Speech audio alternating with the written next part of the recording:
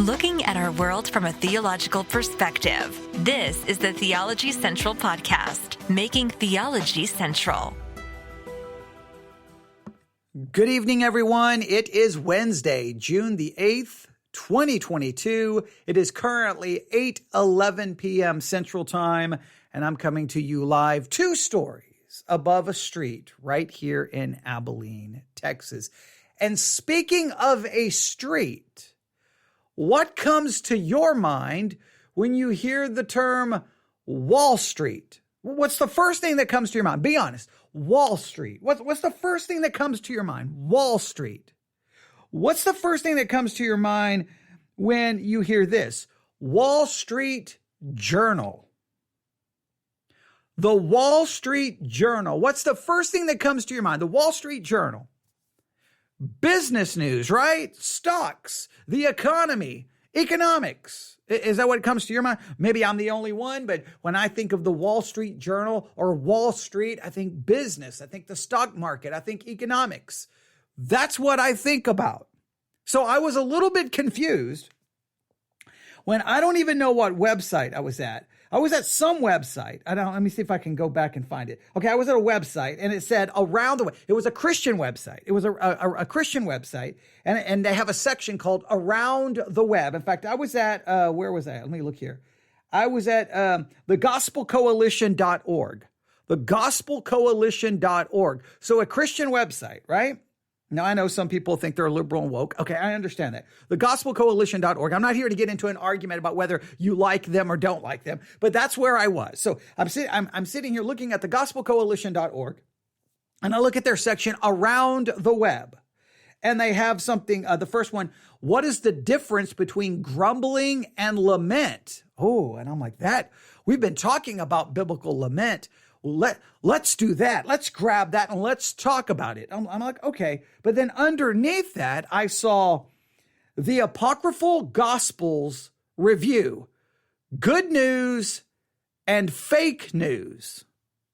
I'm like, the Apocryphal Gospels review. I'm like, okay, I wonder if this is a book about the Apocryphal Gospels. Okay. And I'm like, that's interesting. So that's all I saw. I saw the title. I didn't look anywhere else. And I just immediately clicked on that. I clicked on it. And also I'm like, wait, that just took me to the Wall Street Journal. I'm like, okay, this has to be a mistake. This has to be a mistake. It took me to the Wall Street Journal. Now, I know some of you may be far more familiar with the content of the Wall Street Journal. And you may be saying, well, that's nothing unique. It's nothing interesting. Look, I understand that. I'm just being honest with my reaction, okay? So I don't need you to correct me and go, no, that's coming. It may be coming. I'm just telling you, my reaction was, wait a minute, the Wall Street Journal. So I clicked back going, did I click the right article? And I clicked it again. Okay, so I looked at the title again, the Apocryphal Gospels Review, Good News and Fake News. So I clicked on it again. I'm like, the Wall Street Journal. I'm like, what is this? So it's in a section called Books and Arts, Books, Bookshelf. I'm like, oh, so this has to be a review about a book on this subject. So I grabbed my iPad, and in my best news voice, I started reading the article, the Apocryphal Gospels Review, Good News and Fake News. Reading the non-canonical accounts of Jesus gives us some idea of why Matthew, Mark, Luke, and John get all the attention.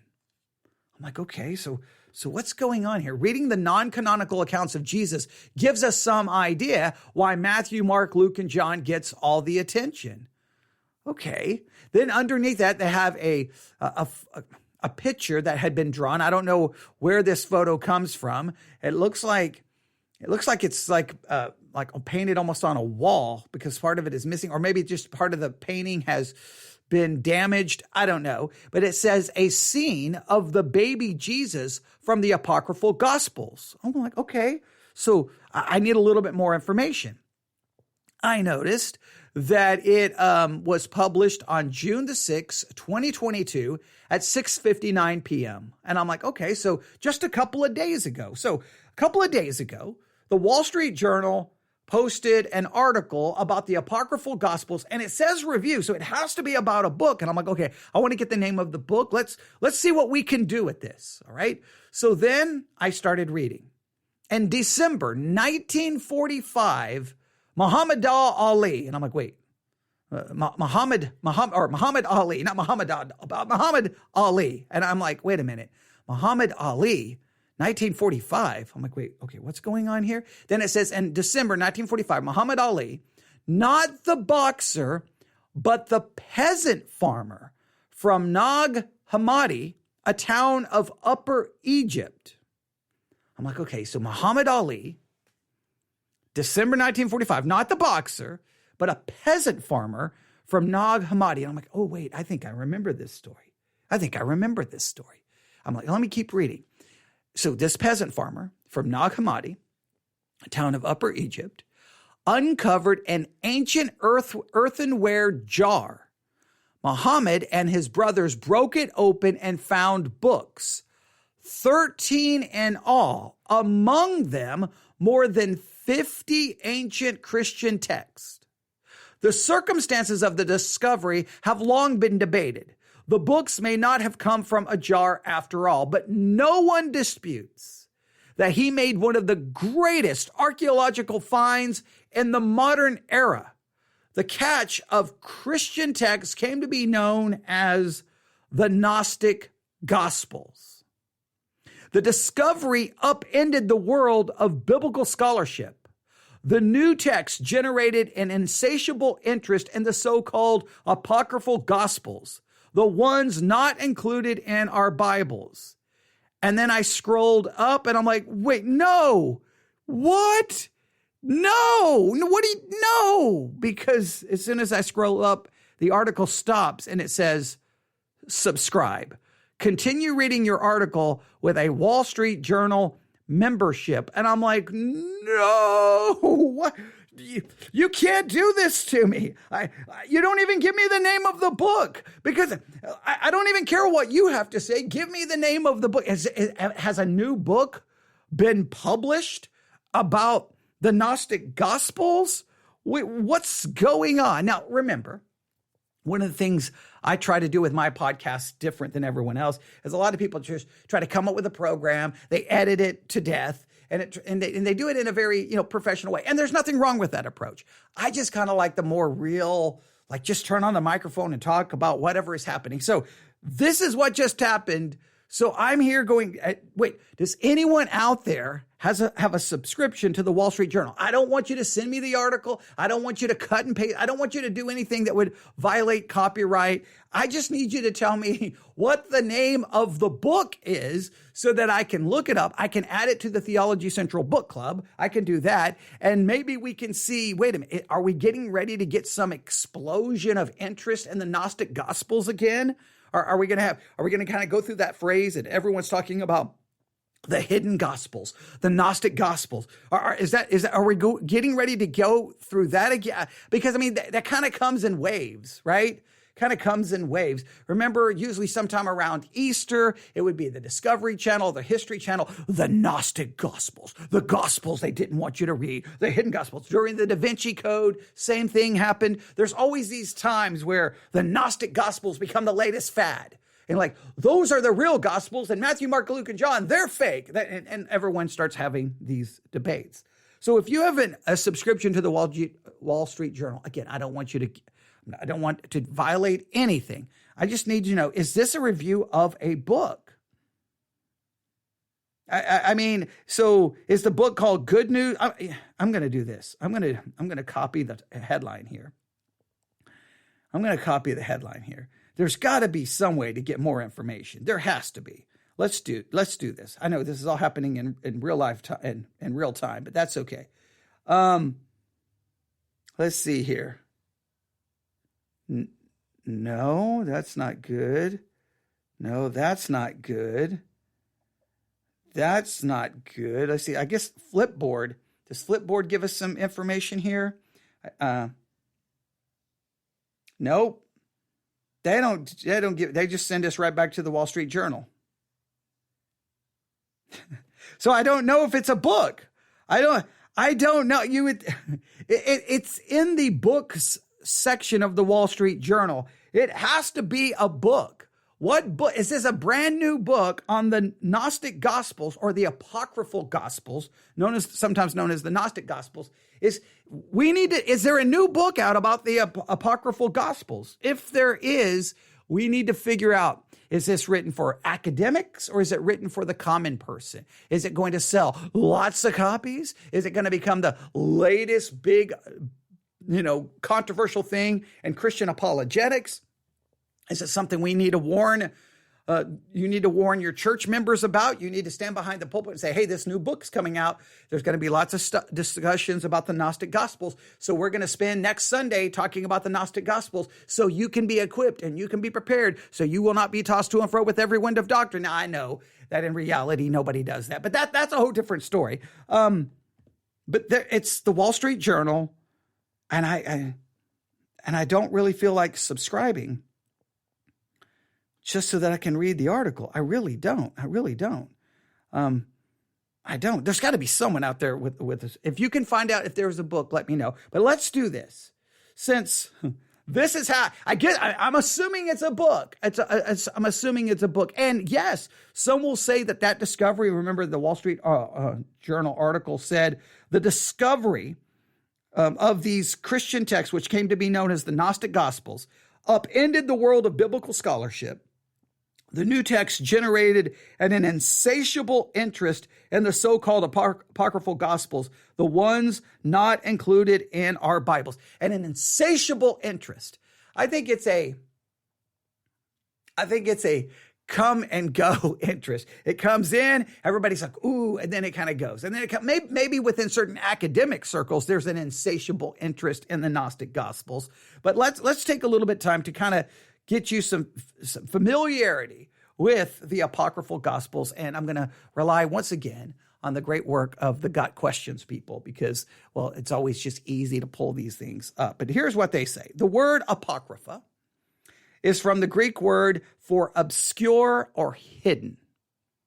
The Apocryphal Gospels are so named since they were not prominent in the early church. Now, that's important. If they're not prominent in the early church, one of the ways you can argue, now, we can get a never-ending discussion and debate about the formation of the canon, but a lot of things you do is one of the things you do is you try to find ancient lectionaries. Lectionaries is basically gives you there was assigned readings for specific Sundays, and here's the reading, and you would look at the assigned scripture that would be read and would be preached in the church, right? Just like in a liturgical church today that has either a 3-year lectionary or 1-year lectionary, they're like, these are the readings for this Sunday, these are the readings for this Sunday. Well, if you find the ancient lectionaries, you can go, oh, those were the scriptures they were using. Those were the scriptures they were using. And if you see that there was a kind of a universal agreement on this book or a universal agreement on this book, well, then you can argue, okay, those belong in the canon. And if you can see that the church rejected others, you can say not so much. Now, this does rely on the authority of the church, or at least the practice of the church, to determine it, which we could get into all kinds of disputes and discussions about. But it is interesting that the Gnostic Gospels were not prominent in the early church. Now, the conspiratorial thinkers will say, see, they weren't used in the church because they wanted it hidden. See, the Gnostic Gospels, they have the truth. But the Canonical Gospels, no, they're not true. They're the fake. The Gnostic Gospels are true. The Canonical Gospels are fake. That's usually where this goes. Okay. Okay. Someone just found this on Amazon, released in January 2022. The Apocryphal Gospels, Jesus traditions outside the Bible. Let's see if we can find this. All right. So I'm going to do this.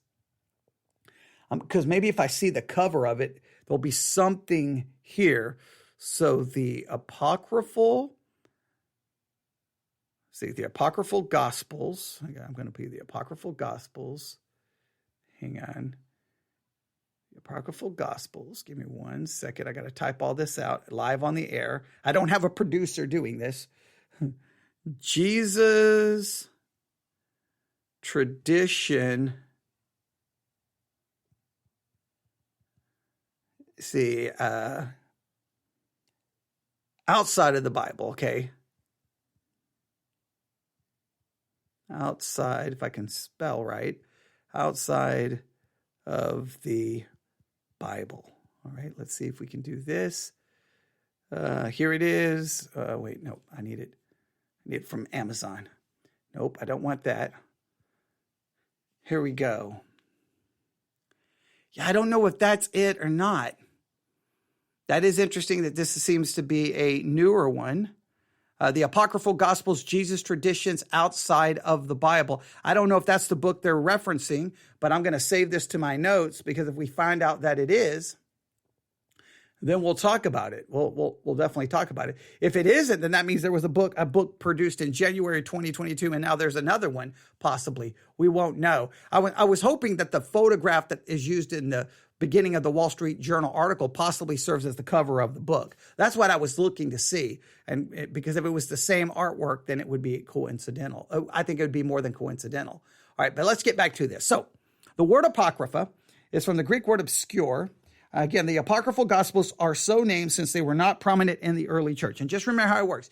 So on one hand, you can make an argument. These are the ones that were used, so we can tell that these belong in the canon. Others would be like, wait a minute. The fact that they were used and these others were not used is because they were covering up something. So it all depends on your perspective, if you go kind of a conspiratorial way, or if you believe the majority thinking, the group thinking was the correct one. And then you could go back and forth all day on that. But here we go. Matthew, Mark, Luke, and John are known as the Canonical Gospels because they were recognized by the early church as being accurate, authoritative, and inspired accounts of the life and teaching of Jesus. However, in addition to these four works, there were a great number of other works that purported to record other words and deeds of Jesus. These works are not authoritative or inspired, and sometimes not even accurate records of the life and teaching of Jesus. Many of the Apocryphal Gospels were considered by the early church to be useful, now that's interesting, but not inspired.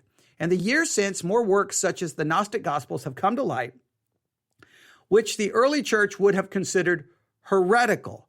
Currently, the term Apocryphal Gospels applies to any non-canonical early work that purports to record the life and teaching of Jesus. Neither Roman Catholics, nor Eastern Orthodox, nor Protestants accept any of the Apocryphal Gospels as authoritative or inspired. However, modern scholarship generally accept these Gospels as accurate records needed to give us a full picture of the life and teachings of Jesus. So no denomination, none. Roman, Greek Orthodox, Protestant, none of. So the church has rejected the canonical gospel, or the Gnostic Gospels. They've rejected them. However, modern scholarship have accepted the Gnostic Gospels as being, as their words, accurate records and needed to give us a full picture of the life and teaching of Jesus. So modern scholarship says you need the canonical, you need the Gnostic Gospels, you need to put them together, and voila, you get a full picture. I think, voila, you get a contradictory mess, but that's a whole different discussion. Some of the Apocryphal Gospels are lost to us, but are mentioned in other early Christian writings and would have been considered helpful, though not inspired.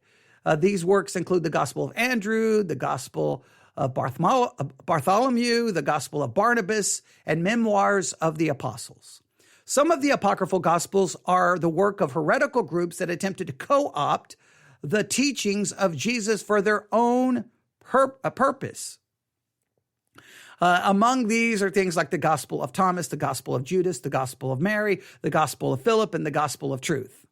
The Gospel of Thomas is probably best known because it was popularized by Princeton University professor of religion, Elaine Pagels, in her 2004 bestseller, Beyond Belief, The Secret Gospel of Thomas. Do you remember that? All of that buzz and controversy and everyone yelling about that. Okay, maybe you don't remember, but there you go. Some of the Apocryphal Gospels, like the Gospel of Peter, are just bizarre. In this work, we encounter an actual talking cross. The Gospel of Mark has been recently come to light and suggests that Jesus may have had a homosexual relationship with Mark. Further investigation suggests that this find was a hoax perpetrated by Morton Smith, the man who claimed to have discovered it. However, modern critical scholarship uncritically accepted it as genuine for a time. Because of the wide variety of teachings in these apocryphal Gospels, some scholars prefer to speak of early Christianities, implying that there was never a single unified, accurate, authoritative teaching about Jesus, but that each group collected partial truth to suit their own needs. The group that we now call Orthodox was the group that eventually gained prominence. Thus, the Gospels that they preferred, the Canonical Gospels, were accepted as authoritative, while the others were suppressed. This is essentially the premise behind Dan Brown's novel, The Da Vinci Code. Such theories contradict the fact that the early church received the faith that was once and all entrusted to God's holy people, Jude 1:3. On further investigation, we find that the apocryphal Gospels that present some of the most divergent views on who Jesus was and what he taught were written later than the canonical Gospels. There is no evidence for the view they present in other writings of the early church. Scholars who put all the Gospels on equal footing tend to be hypercritical of the canonical Gospels and overly accommodating to the apocryphal or Gnostic Gospels. The apocryphal Gospels are all readily available online for whoever wants to read them. From a scholarly evangelical analysis of the apocryphal Gospels, we recommend Fabricating Jesus, How Modern Scholarship Distorts the Gospel by Craig Evans. And the more popular level explanation, we recommend Chapter 1 of The Case for the Real Jesus by Lee Strobel. Now, that comes at it from a more biblical Christian perspective. But for some reason, the Wall Street Journal, just in the last few days, has posted, it appears to be a review about a book about the Apocryphal Gospels. We just don't know. I don't know if the one this person found that was released in January 2022, called the Apocryphal Gospels, Jesus Traditions Outside the Bible. We don't know if that's the right book. We don't have a clue, and the only way to find out is to subscribe to the Wall Street Journal. So start calling all your friends and family and say, does anyone have a subscription to the Wall Street Journal? We don't want you to Photoshop, or we don't want you to screenshot anything. We don't want you to cut and paste anything. Just what's the name of the book? That's all I want. Just the name of the book, because I want us to be on the lookout for it, and then maybe we'll get some people to read it. And we'll do some discussion about it. But the Wall Street Journal, again, it was published. Well, the easiest way to get to this article, if you want to be, I think this will be helpful. The easiest way to get to this article is really go to the gospelcoalition.org. That's all run together. The Gospel Coalition, all run together. The gospelcoalition.org. Then just kind of swipe down on the screen, and you'll see on the right-hand side something called Around the Web, and you'll see the Apocryphal Gospels Review, Good News and Fake News, and you tap on that, and it takes you to the Wall Street Journal, the Apocryphal Gospels Review. And it was published June the 6th at 6:59 p.m., and it just leaves out, they give us the history of where a lot of these Gnostic Gospels were found in 1945 by Muhammad Ali. There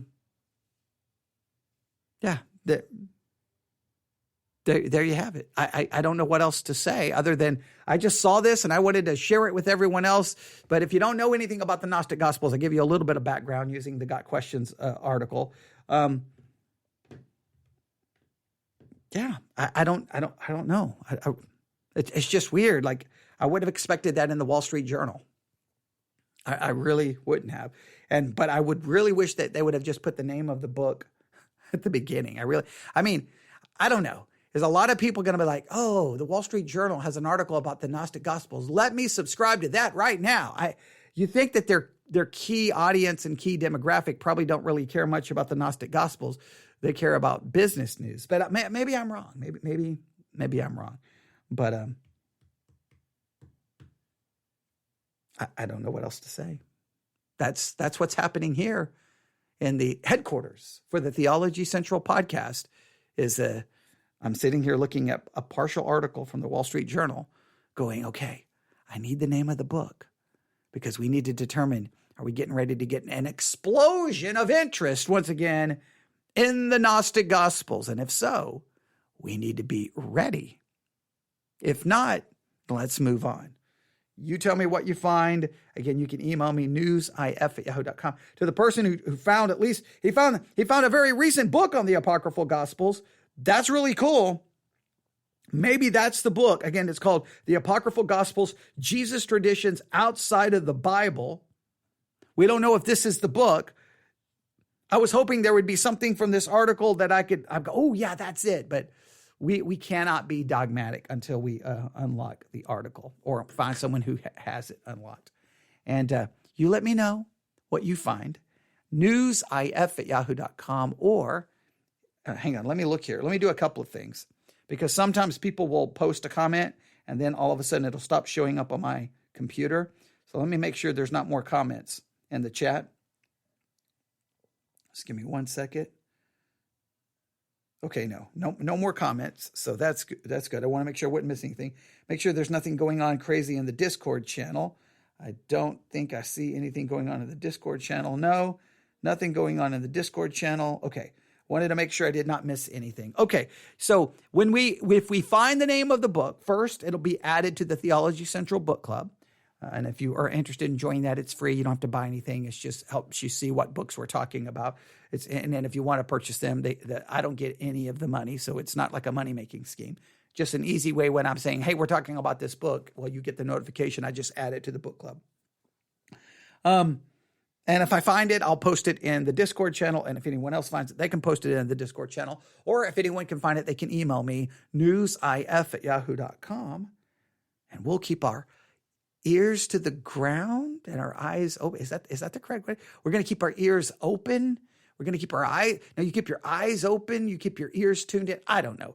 We're going to pay attention and see if we start noticing, wait, I subscribe to like every podcast that's ever been made and currently being made. So if anyone starts talking about a new book on the Apocrypha, boom, we'll be looking for it. We'll be looking for it. And we'll see. This could be like, some obscure book on the Apocryphal Gnostic Gospels have been published and nobody cares.